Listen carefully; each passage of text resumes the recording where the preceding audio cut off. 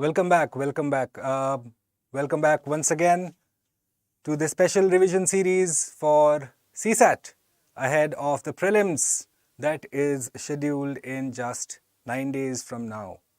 We are counting down. The final countdown has started, and I am Bhuvan Apurva Jha for StudyIQ English IAS, as I will be taking you through the CSP paper number CSP 2017 paper 2. We'll be discussing questions of reading comprehension very briefly.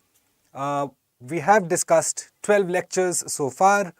Lot has been discussed, from central idea to tones to identification of ancillary theme, central theme, corollary, conclusion, inference, gist. All of those words that are going to confuse you have been discussed at length in this special revision series, coming to you through the efforts of StudyIQ IAS English. Welcome Anup Kumar. Good to see you back. Good evening. So just before going forward, yes, we had a small technical issue, but thankfully I am back, and so is this class. We are going to begin straight away. I don't want to waste time since we have already overshot and delayed ourselves by close to 10 minutes. We'll straight away go into the question, but any of you, all those of you who are seeing this for the first time, please may I implore you, if not for anything else, make sure you go through part 2, part 3 and part 4 in detail. That is where we have discussed central idea, tones, and then the continuation of tones for a passage. Why am I stressing on these? Well, because tones is something that most students do not prepare, most coaching classes are not aware of, most notes don't even have the mention of tones. And UPSC has asked as much as recent as last year for students to identify tones. So if you're watching this for the first time, please may I implore you, go through those lectures, and I'm sure it will be of immense benefit to you. Hi Mallikarjun, good to see you back. Good to see you. Okay, so without further ado, we'll straight away jump into the questions for the day. Today we'll be solving questions from 2017, continuation of what we started yesterday. We'll be doing the leftover questions from 2017 CSP. Without any further ado, here's the first question. Let's give it a go. Straight up, let's go for it. There is no harm in cultivating habits so long as they are not injurious, obviously. So long as they are not injurious, well, don't start smoking, don't start drinking, don't have the habit of drinking or smoking, right? Or not sleeping. Those are injurious habits. Indeed, most of us are a little more than a bundle of habits. As we say, we are creatures of repetition. Human beings are creatures of repetition. We love to get into a particular mindset, a particular sequence to our daily routine is what we like. You get up in the morning at 7 a.m., you go to sleep at 10 p.m., habit. You take a breakfast at 9 a.m., habit, right? You like to play cricket with your friends in the evening, habit again. Non-injurious habits. Sure, Nala Jana, I will ask the team, for sure. I will ask them to do it. Okay? So that's what it's talking about, that we are little more than a bundle of habits. All of us have our own set of habits. Okay? But the author is saying that we should have habits that are not injurious.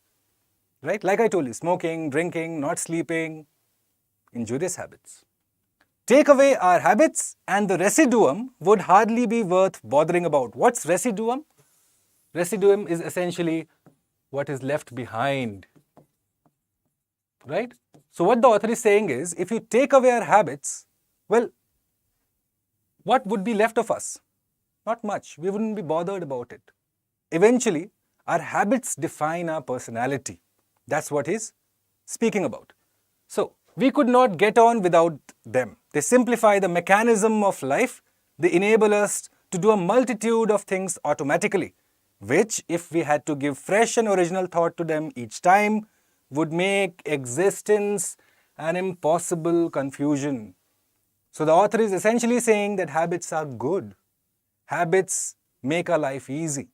The fact that you have a habit of waking up in the morning at 7 a.m. without giving it a thought. Every time, if before you went to sleep in the evening, if you have to think, oh my God, what time am I going to get up in the morning? 6 a.m., 7 a.m., 4 a.m., 5 a.m. Then it's going to stress you out. But the fact that you are already developing a habit and have developed a habit is good. Okay? And which is what he's saying, that they enable us to do a multitude of things. many things automatically. You don't even bother about thinking. It comes to you as natural habit. Okay?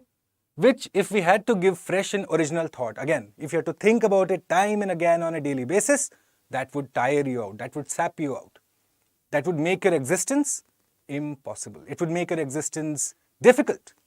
That's what he's saying. That's the author's point of view. The central idea, if I were to identify that, he's saying that habits make our life easy. Habits make our life easy. That's what the author is essentially hinting at. What kind of habits? The non-injurious kind. Not the bad habits, but the good habits, or even the neutral habits, right? So you wake up, you go to sleep at 12 at night, and you wake up at say 8 a.m. Okay? Non-injurious. But you have developed a habit. Your lifestyle is such. Okay? So coming to the question, quickly. I'd like some answers, guys. Let's have some answers very quickly. The author suggests that habits, what would it be now? I've told you. Do they tend to make our lives difficult? Really? Do they make our lives difficult or easy? Add precision to our lives. What is precision? What's the difference between precision and say accuracy? If I were to ask you this question. Okay? So for example, if you must have seen this. Let me just get the white ink on once. Yeah. You must have seen this. If you have say a dartboard, okay? And you're throwing darts at it, right? So if this is the center point that you have to hit, now this, if you hit it here, it would be precise. Okay? However, if you're hitting it in the realm around the area around the center target, that's accuracy. Right? So he's asking, add precision to our lives. How so? How so? You know, straight away the meaning of precision here is wrong. The connotation being said by the author makes no sense. Okay? We'll look at the next option. Make it easier for us to live and tend to mechanize our lives. In fact, this is also correct, but then the author says that it's good that you have habits, otherwise there would be nothing left to work about. Essentially, this becomes our ancillary idea, guys. It's not incorrect, it's not false, but it's the ancillary idea, the supporting idea. What's the central idea of the author? That our habits make it easier for us to live. It makes living worthwhile. It makes living easy. You don't have to think every time before you do something. Some things come naturally to you. Okay? So that's what he's speaking about, habits. Let me just get your chat on because I can't see your chat. Okay, let me just have a look. Okay, now I can see your chat, thankfully. Okay. Are you able to understand that, guys? He's speaking in favor of habits. What kind of habits? The non-injurious kind. Now, if you were to ask, if you were to say, guess, what's the tone of the author? If we go back to the passage, what's the tone of the author, guys? Have a look at this. Is he speaking for habits? Yes. Is he criticizing bad habits? Not really. Only the first line he says, let your habits be non-injurious. But other than that, what's the tone of the author? He's appreciative of habits. He is justifying habits. Okay? So that's very important for you to quickly realize. Is he speaking for habits or against habits? Because the UPSC, the commission is going to ask you, identify the underlying tone of the author.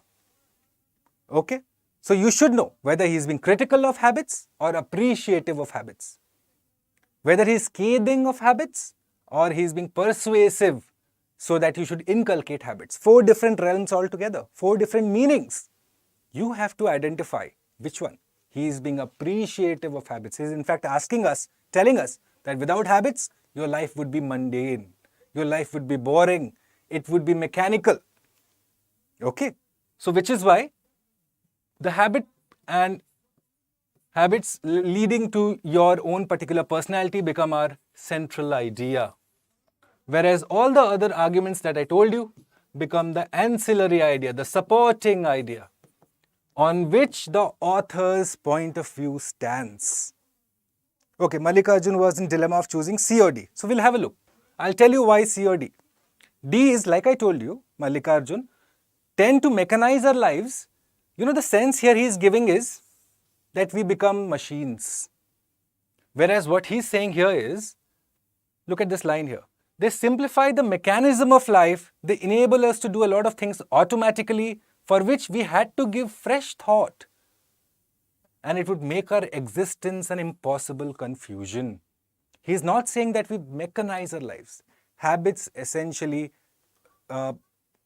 take that part away from you where you have to think every time before you act. Okay? That's what he's saying. He's not specifically meaning mechanize in a, say, negative sense. He's saying it's good that you have habits so that you can avoid thinking every time, okay, should I do this or should I do that? Should I not do this or should I not do that? Okay? I hope that clears out for you, Mallikarjun. It's very important for you to realize that central idea and ancillary idea identification has to be done thoroughly, guys, thoroughly. Most of the questions, in fact, close to 70 to 80%. Now, I know stats, everyone says that 80% of the stats are wrong, and I agree. But if you look at the trends, identification of central idea is a very important question for you. You have to identify very quickly the central idea of the passage as well as the tone of the passage. Okay? Regardless of whether the question asks you or not, whether even if you have not read the options, if you have just read the passage, have an idea of the central idea. What is the author speaking about? What is the position he is taking? Is he speaking for the topic or against the topic? The moment you do that, and then when you go to the options, you will find your life a lot easier. Very easy. Okay? So make sure you do that, guys. Always. Ground rule. If you have a passage, quickly identify the central idea. Firstly. Okay? We'll move on to the next one. We'll see a lot of questions today. Hopefully that should be of benefit to you. Alright, let's look at this one now. Let's look at this one, guys. We have hard work ahead. There is no resting for any of us till we redeem our pledge in full, till we make all the people of India what destiny intends them to be. We are citizens of a great country, on the verge of bold advance, and we have to live up to those high standards. All of us, whatever religion, we are equally the children of India with equal rights, privileges and obligations. Obligations is essentially duties. We cannot encourage communalism or narrow-mindedness. No religion angle, no bigotry. Okay? Know that my religion is the greatest, your religion is bad, none of that. All of us are equal. Let's work together and let's realize our true potential too. Okay? For no nation can be great where people are narrow in thought or action. Best example, look at our Western neighbors. Narrow in thought and action. Look at the way they treat their minorities there. Look at the way they treat their politicians there. Look at the way they treat their officers there. Everything about that country speaks narrow-mindedness. We cannot be like that. Okay? We have to be equal. We have to be together. And we have to realize a collective goal, a collective dream of a better India, a new India. That is what he's essentially speaking about. He's speaking about unity. He's speaking about appreciating diversity.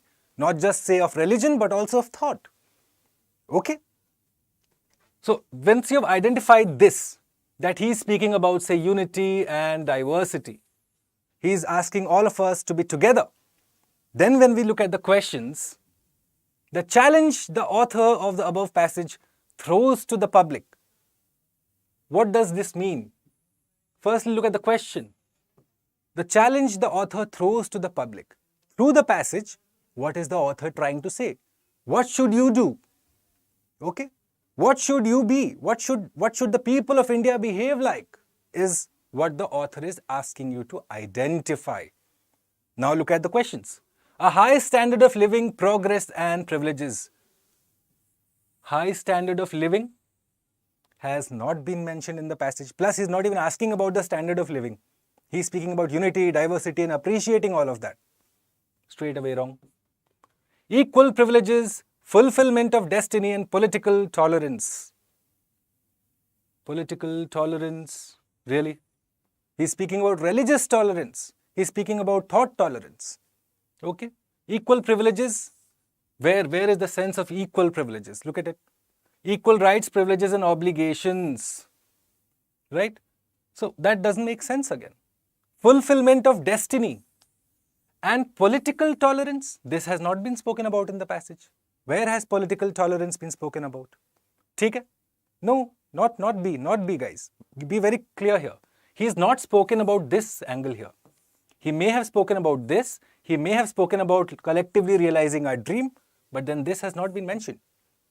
Look at C. Spirit of adventure and economic parity. Straight away. Adventure का तो scene ही नहीं है यहाँ पे. No sense of adventure. What? He's not asking you to jump off a cliff. Right? D. Hard work, brotherhood and national unity. That's the challenge he's throwing. That you be together, maintain the spirit of brotherhood and work towards a common goal. That's the challenge he's trying to throw to the author, to the reader. The author is asking, can you do that? Can you do that? Can you all work together, maintain a spirit of peace and brotherhood, and work towards national unity? Be united. Don't let the divisive forces win. Don't become like our Western neighbors. ठीक है? Good answers. Mallikarjun Naljana. Well done.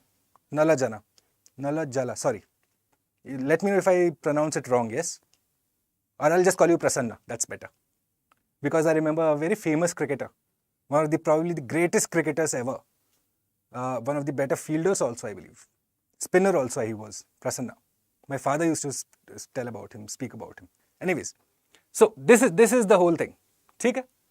Why we are not taking B here? Why is D the answer? Because even though he's spoken about this and this, political tolerance has not been spoken about. Political tolerance, what does it mean? Say I belong to, say, the right wing, suppose, okay? And say you guys belong to the left wing. So we should be tolerant of each other's views. We might be differing in our views, but we should still be tolerant. We should appreciate the counterpoint, the counter view that is coming. We shouldn't be like, you know what, I am only correct. You are all wrong. No. That's political intolerance. Political tolerance, like India, we have parties from across the spectrum.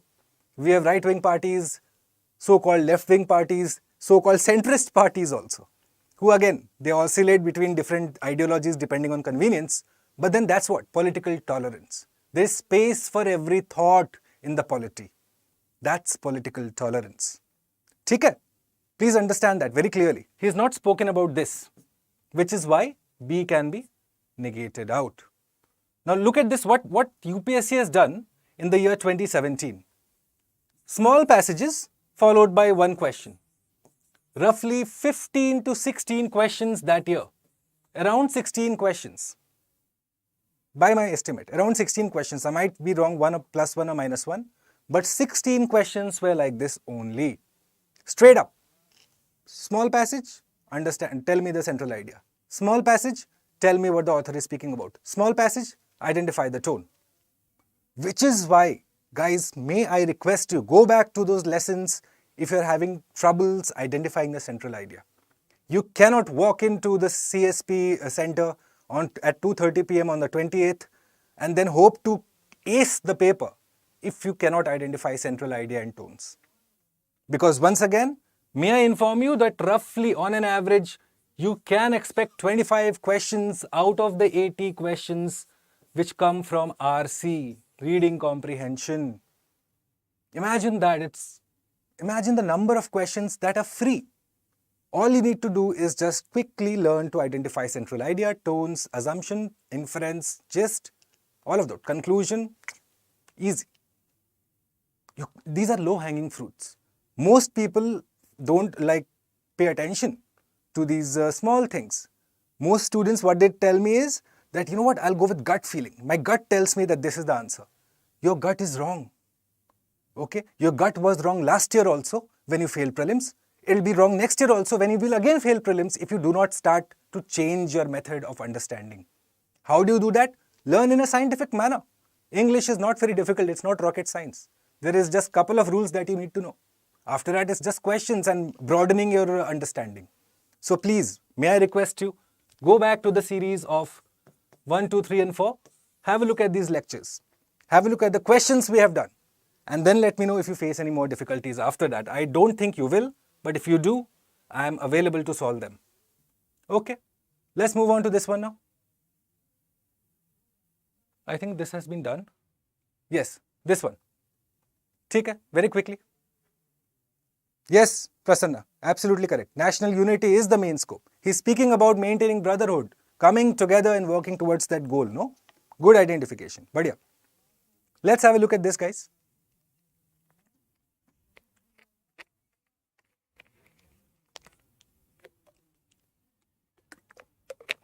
Have a look at this.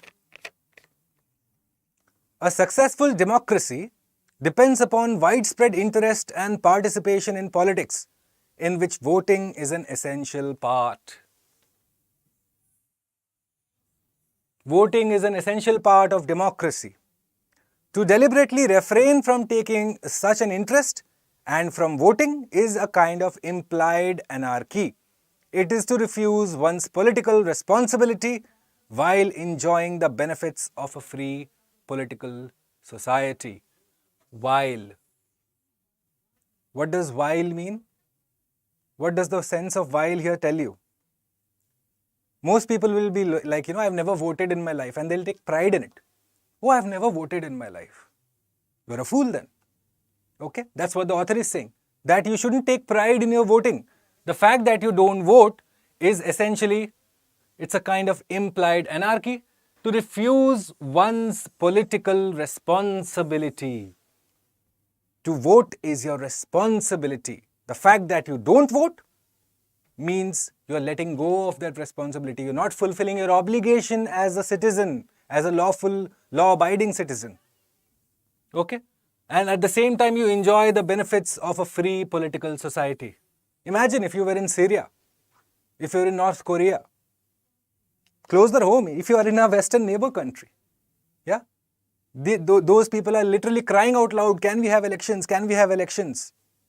They don't have money for elections, firstly. That's another thing. But then see, they do not have a free political society there. Whereas you in India, you have the benefit of being in this great country. Yet, you take pride that I don't vote. Why? Are you not a fool then? Right? So, what does anarchy mean? Very quickly before we go forward. Anarchy is complete, utter lawlessness. Or what you can say, chaos. Okay?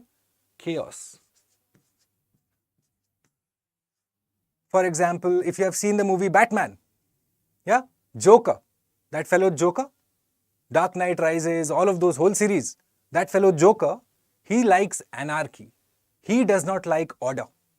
He does not like there to be a sequence, there's like a set method. No, he likes anarchy, he likes chaos. Okay, so the non-voters are essentially going in that direction. So, the passage relates to what? Straight up, responsibility means duty, which means this is the answer. Duty to vote. Good answer, Mallikarjun. Badhiya. See, straight up. Because he's called it responsibility, it's the onus of that lies on you. It's your duty to vote, not right to vote. Because right is not a responsibility. A duty is a responsibility. Duty to develop scientific temperament, duty to promote brotherhood, duty to preserve and conserve national heritage. It's your responsibility as a citizen. Okay? Freedom to vote. Again, how is freedom a responsibility? It is something you get. Straight up. You have to just, this is the operative word here, guys. Responsibility. He speaks about it in a responsibility. Why does he call it? Because it's a duty. Right to participate in politics, again, makes no sense. Makes no sense. The whole thing is about voting only. So participating in politics is completely different from voting. I vote year after year, yet I don't care about politics. I don't see myself becoming a politician, right? So that does not infringe on my right, the fact that I vote. Okay? Clear? So the answer here would be A. Simple answer. Not very difficult. Okay? We'll move forward. We'll move forward because today is the second class of 2017. Ideally, I would have liked to start 2018 today.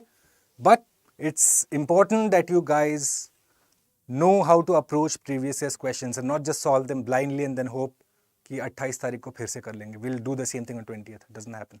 Let's look at this passage quickly, guys. In a free country, the man who reaches the position of a leader is usually one of outstanding character and ability. Moreover, it is usually possible to foresee that he will reach such a position since early in life. One can see his qualities of character. But, transition word, which means the author will be speaking about the opposite point now. He will no more be speaking about the free country, but something else. But this is not always true in the case of a dictator. Often he reaches the position of power through chance, very often through the unhappy state of his country. So true, no? You look at almost all the dictators in recent memory, right from the North Korean fellow to say Saddam Hussein, all of those dictators essentially come up where there is poverty, where there is no rights, right?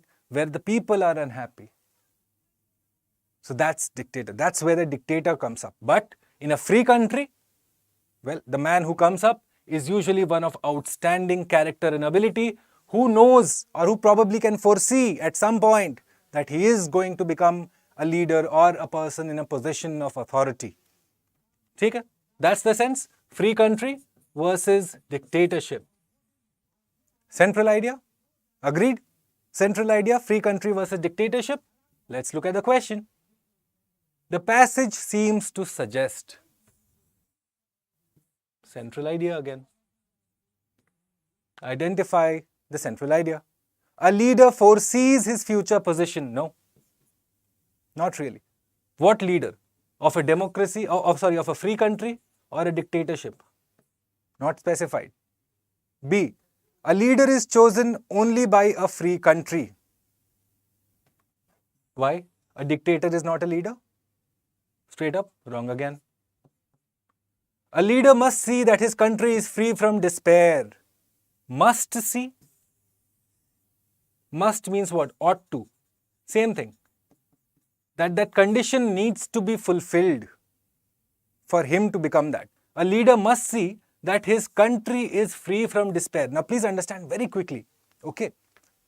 I have spoken about this earlier, that in passages, more often than not, you can apply the cause-effect relationship. Now what is the author saying? That in a poor country, you will have, say, people in despair, which will lead to a dictator. Right? What is the sense here we are getting? That in a free country, the author will remove people from despair. This is not the cause. This is not the effect. Please understand. Which is why this can't be the answer. Cause-effect relationship will help you solve a majority of these types of questions where the commission is essentially asking you to identify and draw a relationship between the different stakeholders that they will introduce. Take it as a tip. Cause-effect relationship helps you a lot in reading comprehension. In fact, very accurately you will be able to solve. So this becomes wrong. D. Despair in a country leads to dictatorship. See cause-effect. Cause leads to the effect. Clear? Clear? ठीक है? Cause leads to effect, which means D becomes my answer. Clear? Yogesh, not a class of ethics, but please draw Venn diagram to show ethics and values. Yogesh, I know, I understand. You have trouble there. Remind me 2 minutes before the class ends. I'll tell you in a nutshell. Okay, but because I have to complete this, नहीं तो फिर कल का class late हो जाएगा. Okay, Mallikarjun, I'll tell you. Yogesh, just remind me 2 minutes before the class ends and I'll tell it to you. So Mallikarjun, pay attention here, okay? Look at this now very clearly. So this and this we can discount out. C or D, let's try and understand that. Okay, a leader must see that his country is free from despair. Now let's go back to the passage. What is the author saying here? In a free country, the man who reaches the position of a leader is such and such. Moreover, it is possible to foresee that he will reach such a position since early in life. Now this is all about the free country, about the democratic leader. Whereas the despair angle comes where? Look at it. He reaches unhappy state. The despair angle is coming for the despot. Who is this fellow? The dictator. Okay. Now go back to the question. Look at it. A leader must see that his country is free from despair. Firstly, leader from where? A free country or a dictatorship? Not clear. Secondly, the cause effect, like I told you, the leader here is not going to lead to removal of despair. Essentially, the cause here is that despair will lead to a dictatorship. If you look at it, there are three stakeholders here. A leader from a free country. Okay. Next, you have despair or unhappy people. And then you have a dictatorship. Okay. These are only the three stakeholders in this whole argument. Now, a leader from a free country cannot remove this. That's not what the author is saying. That's not what the passage is saying. The passage tells me that in a country of despair, the cause, finally you will have a leader who will be a dictator effect. Okay. For example, like I told you, North Korea, people are unhappy. They don't have rights, they don't have food, no clothing, nothing, no music, no internet, no YouTube. So, finally you have that Kim Jong-un or Il, whatever his name is. That fellow is the dictator. Syria, or say for example, even our Western neighbors to a certain extent. No money, no nothing, no political freedom. And then you have the army who is like the big boy there, the big shot there. So, dictator. People are unhappy, which leads to this. Cause leads to the effect. ठीक है? Jai Jagannath Saroj. Welcome, welcome. ठीक है? Are you able to understand this? Now we move forward. I hope that was clear. I hope that was clear. ठीक है? Let's move forward very quickly. Let's look at 6 number, 6 number, जल्दी से.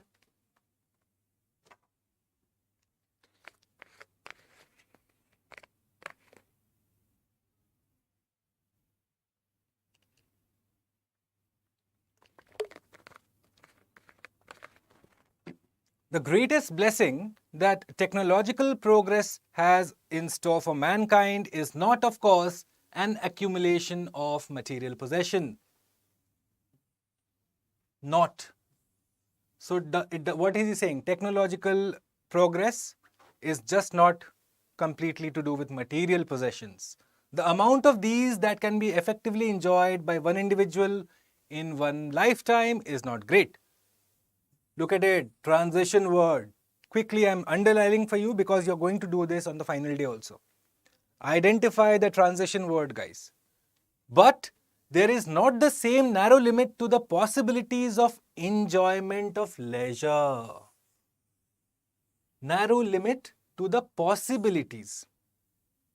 Okay, let's move forward, then I'll tell you the whole sequence. The gift of leisure may be abused by people who have had no experience of making use of it. Yet, again, another transition word, the creative use of leisure by a minority in societies has been the mainspring of all human progress. Okay, what does mainspring mean?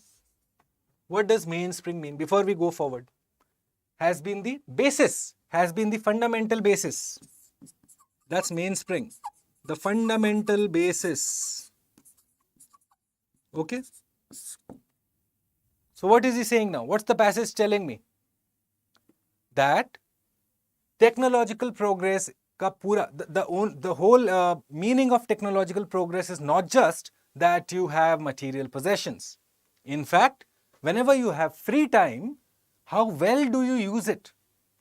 And not everyone can use it. Look at this. The gift of leisure may be abused by people who have had no experience in making use of it. For example, brief example, during coronavirus lockdown, COVID-19 lockdown, most people saw it as a chutti, free time. We'll just chill at home, do nothing. At the same time, there were a group of people who were working hard, very hard. For say, on StudyIQ, they were working different places. YouTube channels people created, they worked hard at it, and then they got the fruits of it. Whereas those who chilled for those 2-3 months, What did they gain out of it? Nothing. Probably some 10 kilos they gained, nothing else. So that's what he's saying. Whenever you have free time, how well do you use it is important. Why? Because it leads to human progress. It becomes the basis, the fundamental basis of progress. How well are you able to utilize your free time? Why? Because not everyone can utilize their free time. Understand this now? Understand this? That he's speaking about utilization of free time, leisure time. The time when you chill, probably play BGMI or Free Fire or Valorant or whatever the games kids plays nowadays. So rather than doing that, utilize the time. Do something innovative, useful, purposeful. Okay? So let's look at the question now. With reference to the above passage, the following assumption, which of the assumptions have been made? Which of the assumptions has been made? Number one, people always see the leisure time as a gift and use it for acquiring more material possessions. Second, use of leisure by some people to produce new and original thing has been the chief source of human progress. Tell me the answer, guys. Let's see. Let's see. What do you think is the assumption here? Is this the assumption? That those people who have leisure time, they use it for acquiring more material possessions. Because when you go back to the passage and you look at material possessions, he's speaking about technological progress. He is not speaking about free time. Will A be my answer? Is this correct? Would this be correct? Would this be a correct assumption to make? The author has not made that assumption, but are you going to make that assumption? No. No direct correlation. Okay? Material possessions are spoken in context of technological progress, tech progress. Nothing to do with free time here. So one can't be my answer. Second one, use of leisure has been the chief source of human progress. Like I told you, those who utilized the coronavirus pandemic period, created a new product, created something important, created something of value. Those who chilled, gained weight, nothing else. Which is why one is incorrect, which means this is incorrect, which means this is correct, obviously. Why? Because this is what he's speaking about. That's the assumption, that those who can use free time in an innovative manner, eventually it becomes the chief source of human progress. And is that not true? Is that not true? Correct, Swati. Good identification. Okay? Which means my answer here is B. Simple. Absolutely simple. Just look at the passage. That's all. Break down the passage in your native language. I've told you that over the course of this 12 classes that we have done, break down the passage in your native language. Easy after that. Okay? For those of you who know Hindi, obviously the Hindi version is right there. But the rest of the crowd, break it down in your native language. Whatever language you're comfortable, from Punjabi to Tamil, from Assamese to Maithili and Bengali, whatever you like, do it. Why? Because then you're able to quickly simplify it. And that's what's needed for you. If you simplify it and you can summarize the passage in, say, 2 lines, set, you're done, finished, the question will be correct. What about they have mentioned chief source? Saroj, my class runs every day from 7 p.m. to 8:10, and thereafter I'm back again at 9 p.m. for a current affairs discussion. Okay? Chief source, let's look at it. Malika, where is the chief source? Let me have a look once. See this one, no? Creative use of leisure by minorities has been the mainspring. I told you, no? Mainspring, the fundamental basis. Fundamental basis, which is essentially what? The chief source. That's mainspring, right? Hard work is the mainspring for good results. Hard work is the chief source for good results. You have to work hard to get results. Okay? I hope that was clear, Mallikarjun. And for those of you again who are joining me in this class for the first time, I discuss reading comprehension in detail. We have discussed this since the first class, and we have reached today the lucky number 13 class. We will be continuing up till 28th of May. Thereafter, you will see me in a new avatar, hopefully. But I am with you till the 28th of May with reading comprehension for sure. And you can also catch me every evening at 9 p.m. where I bring to you a particular current affairs topic. So today's topic is on Indian gaming industry. Yes? So join me if you would like at 9 p.m. for that. Okay? All right. So now that we have done this, let's move forward. Let's look at this, guys, very quickly.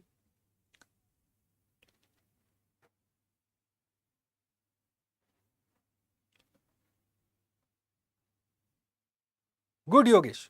Good. Good, Yogesh.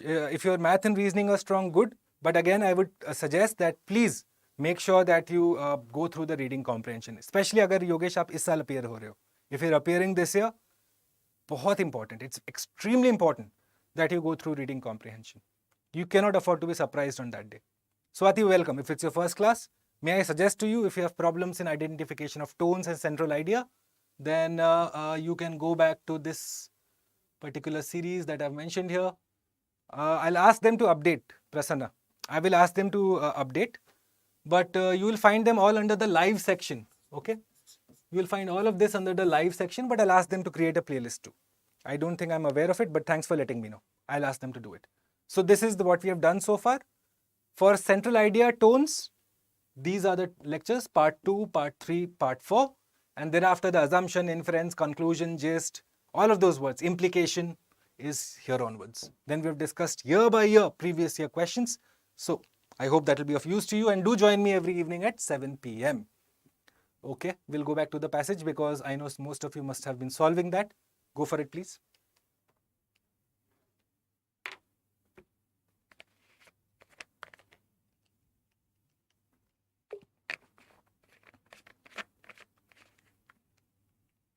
Okay, let's look at the question now. There is more than a modicum of truth in the assertion that a working knowledge of ancient history is necessary to the intelligent interpretation of current events. But, once again, transition word, the sage. Sage is someone who's a wise person. A wise person or an individual is called a sage. But the sage who uttered these words of wisdom might well have added something on the benefits of studying, particularly the famous battles of history, for the lessons they contain for those who lead or aspire to leadership. Such a study will reveal certain qualities and attributes which enable the winners to win, and certain deficiencies. And the student will see that the same pattern recurs consistently again and again throughout the centuries. Essentially, the author is asking you that go ahead and study about history, and at the same time study about the famous battles of history, for you will understand why the winners won, why the losers lost, especially if you want to be in a leadership position. Okay, Battle of Haldi Ghati, or Battle of Waterloo, or Battle of this, Battle of that. Okay, all the battles, Sarai Ghat, all the battles have some information for you to take away. How to manage people, how to manage resources, how to negotiate, all of that are important qualities, no? If you want to become a leader, yeah? If you are aspiring to a position of leadership, if you want to be a DC, DM, SP, or if you want to go into IIMs or Ivy League, wherever, if you want to be a politician, it's important for you to know these skills. How are you going to understand them? Study history. More importantly, study the famous battles. Central idea identified? Now let's look at the question. Okay, before that, what does modicum mean? I know many of you may not know this word.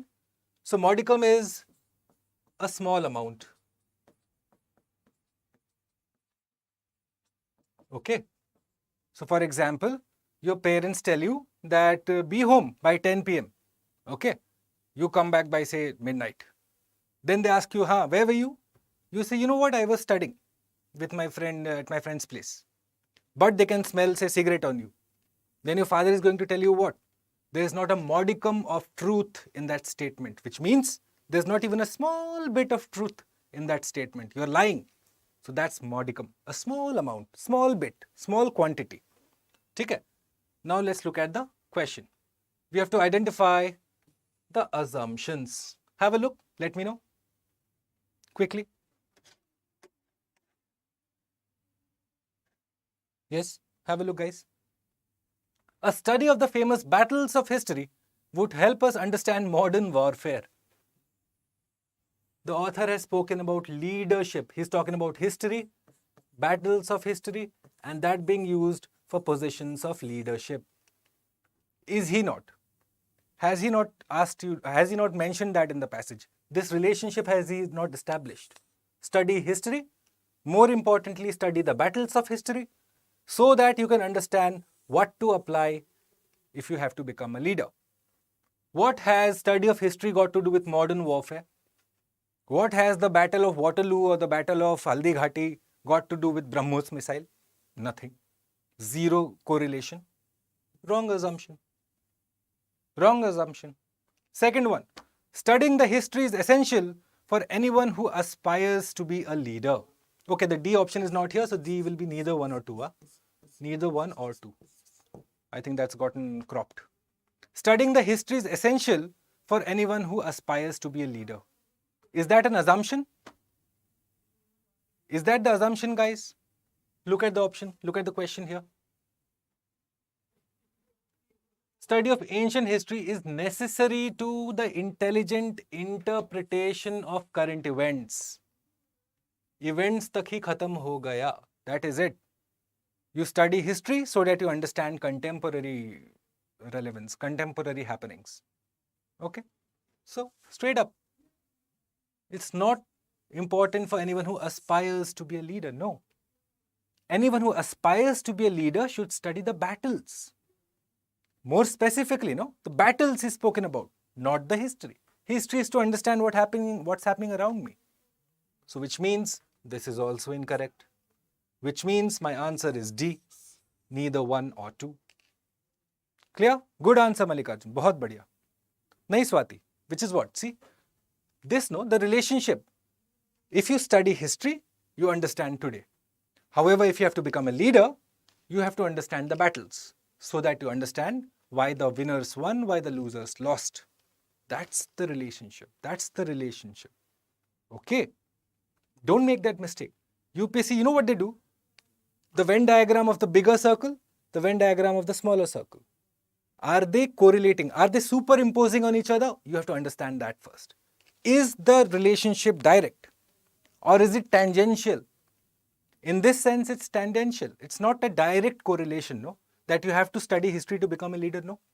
You study history to understand contemporary events. You study the battles to become a better leader. Or if you want to pursue a career in leadership. Correct. Correct. Good, Mallikarjun. Obviously, just history is not important, no. You have to mention a medieval history, ancient history. What type of history? Correct. Good call. Very well spotted, Mallikarjun. See, this is how you are going to approach.